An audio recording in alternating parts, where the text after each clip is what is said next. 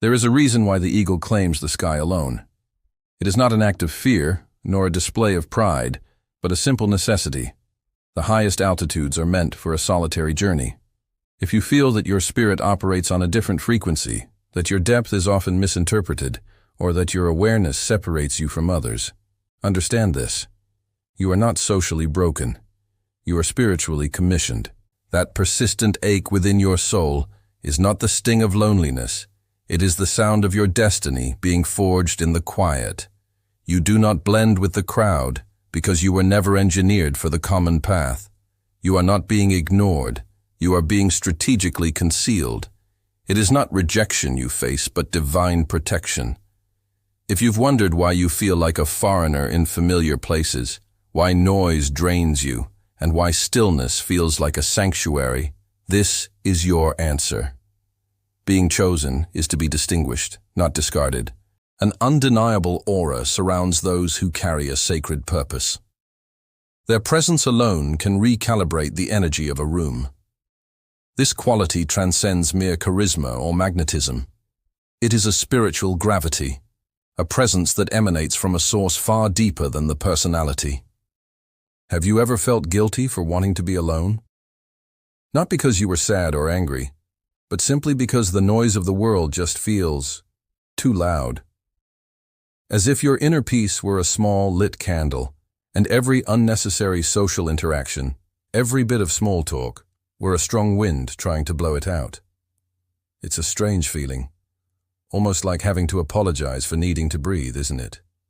You retreat, you seek silence, and a part of you wonders if something is wrong with you. What if I told you that this visceral need to pull away isn't a social flaw, but rather your most misunderstood superpower?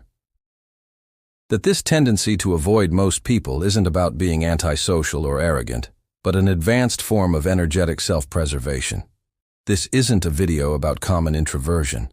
It's about a rare sensitivity, a vibrational frequency that interacts with the world in a unique way and defines those who feel chosen for a different path. In the next few minutes, together, we will uncover the 6 silent reasons why you instinctively protect yourself from most people. And I promise you, by the end, you will not only feel deeply validated, but you will understand how to use this trait as your greatest and most powerful strength. Think of yourself as a high-frequency radio. You can pick up stations and signals that most ordinary radios don't even know exist. But that also means you pick up a lot of static. Before we dive deep into this journey, if this feeling already seems familiar to you, do us a favor. And more importantly, do yourself one. Subscribe to the channel and turn on notifications, because our conversations here are for souls just like yours. And take a moment to comment now, telling us what city you're in and what time you're listening to this message. It's incredible to see our silent tribe spread all across the world. The first reason, and perhaps the most fundamental of all, is that you are fighting a silent, energetic battle that most people can't even imagine. People like you are true energetic lightning rods. You don't just feel the energy of a place or a person. You absorb it, involuntarily. Whether it's the frustration of a coworker, the anxiety in a grocery store line, or the empty euphoria of a loud party, it all enters your energy field without asking for permission. You know exactly what I'm talking about. It's that feeling of getting home after a social event, even one that was fun, and feeling completely drained, as if you'd just run a marathon. Your social battery doesn't just run out, it's violently depleted. And then comes the almost desperate need to spend hours, maybe even days, alone, in silence, just to recharge and feel like yourself again. It's not physical fatigue, it's soul-deep exhaustion. The best way to understand this is with an analogy. Imagine your energy field is like the RAM of a high-performance computer. Every person around you is a program running in the background. Authentic, aligned people are like light, useful programs. But misaligned people, chaotic environments, or negative conversations are like heavy, virus-filled software. They don't just slow you down, they can corrupt your system if you don't close them in time. For you, avoiding people is closing these programs. This need, therefore, isn't a choice. It's a matter of how you function. You pull away to keep your operating system clean and running at its full potential. It's an invisible, but absolutely essential form of energetic maintenance. But what happens when the problem isn't just the energy you absorb, but the truth you reflect? What if your mere presence in silence is enough to cause a short circuit in others? This brings us to the second reason, one of the most subtle and difficult to grasp. You pull away because, unconsciously, you are a mirror. Your authenticity, your quiet search for truth, acts like a polished surface that reflects back to others everything they try to hide from themselves. Their insecurities, their social masks, their inauthenticities, and the potential they abandoned along the way. Has this ever happened to you? You walk into a room and, for no apparent reason, you feel someone's energy shift? People become defensive, competitive, or even hostile in your presence, without you having said a single word. They aren't truly reacting to you. They are reacting to what your presence has illuminated within them, the dissonance between who they are and who they pretend to be. And that is a very uncomfortable truth. The perfect analogy for this is music. Think of yourself as a perfectly tuned musical note, a C that is a pure C. When you enter a room full of out-of-tune instruments, your mere presence, your sound, highlights the dissonance in all the others. Some, those who seek growth, will want to use your note as a reference to tune themselves. But most will find your sound irritating, because it reminds them that they are completely out of tune. This is why so many interactions feel off. You aren't doing anything wrong. You are just being you. And being you in a world that often rewards conformity is a revolutionary act that bothers those who live on the surface. This explains why others pull away from you. But what about the reason you need to pull away from them? The answer is surprising, because your solitude isn't actually empty. It's the most important place in your universe. The third reason you seek isolation is that your solitude is not a void. It is a sanctuary, an incubation sanctuary. Inside of you there is an idea, a purpose, a project, a seed of something new and transformative that you came here to bring into the world. And that seed is delicate, precious. For you, solitude is the fertile, protected soil where this seed can finally germinate, far from energies that could suffocate it. You have certainly felt this, that feeling of having dreams and visions that seem too big or too strange to be shared with just anyone.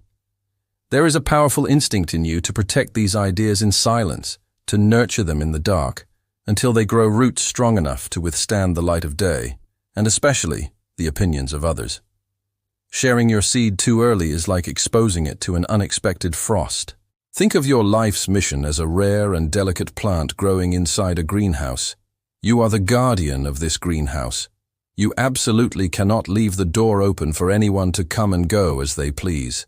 The opinions of others are like the wind, their doubts are the cold, their envy is the pest. All of this can kill your plant before it even has a chance to blossom. Your solitude, it is your sacred greenhouse. It is in this protected silence that you receive the insights, the ideas, the clarity. It's where you connect with your intuition and with a higher wisdom. Stepping away from the crowds isn't about running from the world. It's about turning to your inner world to build what you will later bring to the outer world. It is a strategic retreat. But unfortunately, the world rarely understands this strategy, and the judgment can be a heavy burden. And that burden leads us directly to the fourth reason. You avoid most people because you are tired of being misunderstood. Your need for distance, your silence, your selectivity, they are almost always interpreted in the worst possible way, as arrogance, snobbery, coldness, or disinterest. The world, which operates on the logic of extroversion and constant social validation, simply doesn't understand the language of energetic protection. Think about the times you've been judged, maybe for not joining the gossip circle at work, for turning down an invitation to the party of the year, or for simply preferring to stay home with a book instead of going to a crowded bar.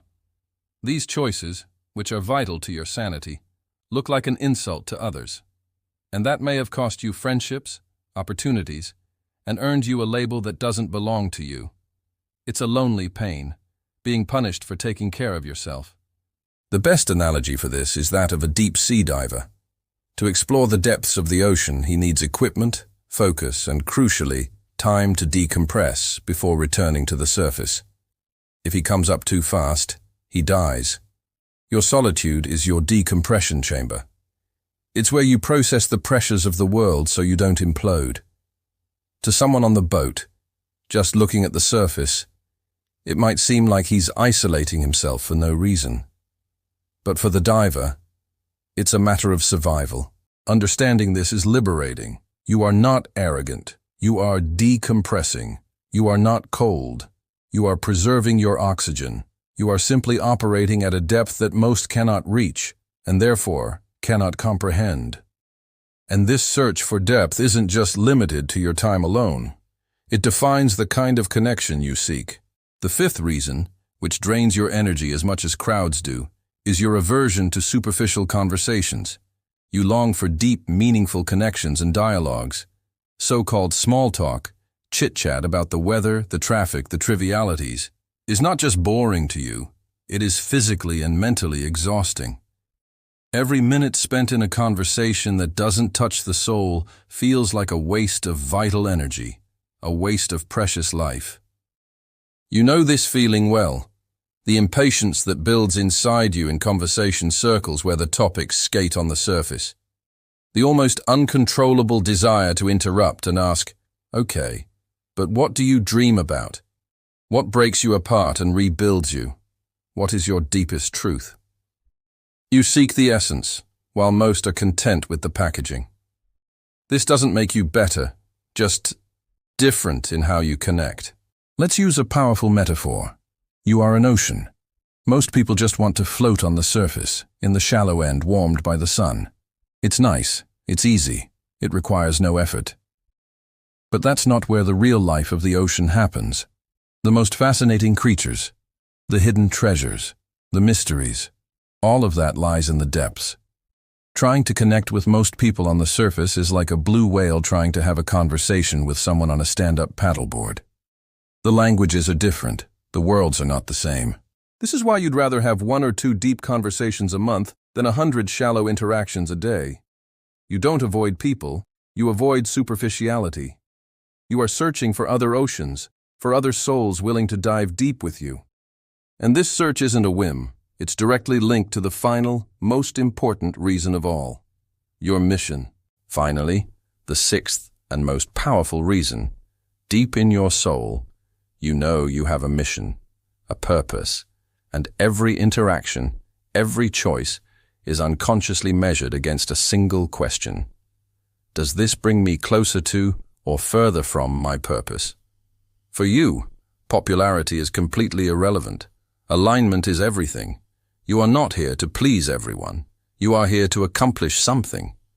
This awareness leads you to make decisions the world finds strange. You turn down invitations. You step away from groups and even long-term friendships, not because you dislike the people, but because you feel that their energy, their frequency, no longer resonates with the path you must follow. It is a non-negotiable loyalty to your own growth, to your art, to your healing, or to the work you came here to do. It is a sacrifice you make in the name of something greater. The final analogy is that of the oak tree and the grass. The grass grows fast, it spreads, it covers large areas, it seems popular, but its roots are shallow. The oak tree, on the other hand, grows slowly, often alone in its space, because all of its energy is focused on one thing, deepening its roots. It doesn't compete with the grass. It knows that the storm will come eventually, and it won't be popularity that keeps it standing, but the unseen depth of its roots. You are deepening your roots. Every no you say to a misaligned invitation is a yes to your purpose. Every hour you spend in silence is an investment in your foundation. You avoid most people because you are becoming an oak tree in a world that encourages you to be grass. And when the storm comes, everyone will understand why. So, can you see it now? Your need to avoid most people is not a weakness, a flaw, or a sign of arrogance. It is your deepest wisdom in action. It is your soul protecting your sacred energy. It is your spirit fearlessly mirroring the truth. It is your mind incubating your divine purpose. And it is your heart filtering out all that is shallow to finally find what is real and true. It's time to change the narrative. Solitude is not the absence of company. It is the resounding presence of your own self. It is not your prison. It is your throne. It is your laboratory. It is in the silence that you reconnect with your source, that your intuition screams directions, and that you hear the clear instructions for your next step. Embracing this need isn't about isolating yourself from the world. It's about preparing to serve it in your most potent and authentic form. So please, stop apologizing for who you are. Stop trying to dim your light to fit into poorly lit rooms. The world does not need another pale copy trying to fit in. It desperately needs your original, tuned, courageous, and authentic version. And that version is forged and strengthened in your glorious and powerful silence. Honor it. If this message resonated deep in your soul, I want to invite you to be part of a movement. Comment below with the phrase, "I honor my silence." Let's show each other that we are not alone on our seemingly solitary journey. Reading the comments will be a powerful reminder that our silent tribe is here, present, and strong. And if, while you were listening to all of this, a specific person came to mind, that other soul who also seems to operate on a different frequency, do them and yourself a favor. Share this message.